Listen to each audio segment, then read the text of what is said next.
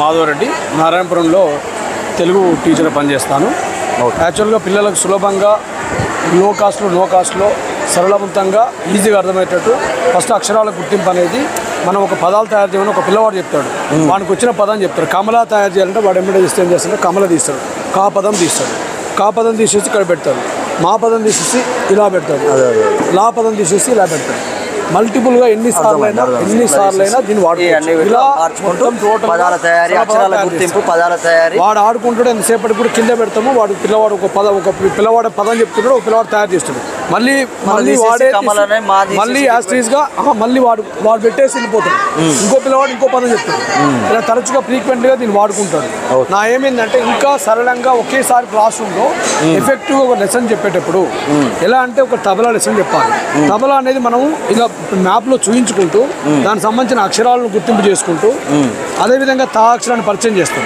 దానికి సంబంధించిన పదాలు తా మీద తల, నెక్స్ట్ తా మీద తల అనే తా చూపిస్తాము, తల అనే అక్షరం చూపిస్తాం. నెక్స్ట్ వచ్చేసి ఉడత అనే అక్షరం చూపిస్తాం.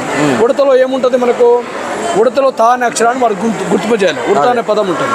ఆ నెక్స్ట్ ఏంది ఉడత అనే పదాన్ని పరిచయిస్తాం. ఫస్ట్ బొమ్మను చూపిస్తాము, తర్వాత ఈ పదాన్ని చూపిస్తాం. అదేవిధంగా చూపిస్తాం. ఇదేంటిదని అడుగుతాం. పిల్లవాడు బల్లి అని చెప్తాడు. బల్లి అని చెప్పిన తర్వాత ఆ పదాన్ని పరిచయం చేస్తాం. బా అనే పదాన్ని హైలైట్ చేస్తాం. ఆ తర్వాత ఇదా బల్ల అంటే మన ఎన్సీఆర్టీ నామ్స్ ప్రకారం ఏంటంటే పదజాలం పైన మనకు విస్తృతంగా పట్టురావాలంటున్నారు. ఇదే విధంగా మొత్తం టోటల్గా మనము ప్రతి అక్షరానికి సంబంధించి ప్రతి పదానికి సంబంధించి ప్రతి ఒక్క పిల్లవానికి అర్థమయ్యేటట్టు ఇలా ప్రతి అక్షరానికి ఆ ఉందనుకోండి, ఆ అనే అమ్మ ఆ అక్షరం చూపిస్తాం. తర్వాత ఇలా అక్షరాలు దేని దానికి డిఫరెంట్గా పరిచయం చేసుకుని 100 పదాలు మన ఇష్టం వచ్చినట్టు యాడ్ చేసుకుంటూ పోదాం. ఫస్ట్ సరళ పదాలు చేస్తాం, తర్వాత సున్నా పదాలు చేస్తాం, తర్వాత గుణిత పదాలు చేస్తాం. ఇలా దాన్ని లెవెల్ పెంచుకుంటూ ఏ లెవెల్ నుంచి వెళ్ళి సి లెవెల్ ప్లస్ మల్టీగ్రేడ్గా వాడేటట్టు ఇవన్నీ కూడా టోటల్గా చేస్తాం. అదేవిధంగా ఏంటంటే మన పీడిఎఫ్ బుక్ నుంచి మనం ఒక పదం ఒక లెసన్ చెప్పేటప్పుడు ఎంత ఎఫెక్టివ్ చెప్పాలంటే దీని పీడిఎఫ్ను కొద్దిగా లైట్గా దీనికి 15 రూపాయలు దీనికి 10 రూపాయలు ఖర్చు పెట్టాం అనుకోండి, పీడిఎఫ్ వస్తుంది. పిల్లవానికన్నా క్లాస్ రూమ్లో దూరంగా ఉన్న చూసుకుంటూ ఆ పద్యాన్ని పాడిపించవచ్చు, దీంట్లో ఉన్న పదాలను చెప్పించవచ్చు, వాళ్ళతో మాట్లాడేయచ్చు. ఇలా విస్తృతంగా మనము ప్రతి అక్షరాలు వాటిని చేయడం. అదే మన బుక్లో ఉన్నటువంటి దాన్ని కూడా పీడిఎఫ్ తీయడము, వాళ్ళని గుర్తింపజేయడం, మాట్లాడించడం, లో కాస్ట్లో హైలైట్ చేయడం.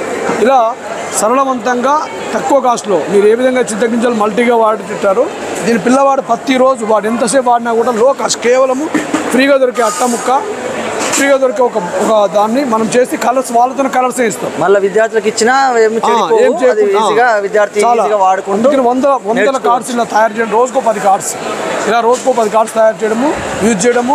వాడు భద్రపరచుకుంటాడు. అక్కడ వేసినా కూడా ఖరాబ్ కాదు. లో కాస్ట్ క్లాస్ ఎంగేజ్ కూడా అవుతుంది. మనకి ఎప్పటికి కూడా పర్మనెంట్గా పిల్లవాడు అడుగుతాడు, వాడు కూర్చుంటాడు. 50 మంది పిల్లలకు కూడా కనిపిస్తుంది. అంతవరకు విజిబుల్లో కనిపిస్తుంది. అది నా లక్ష్యం.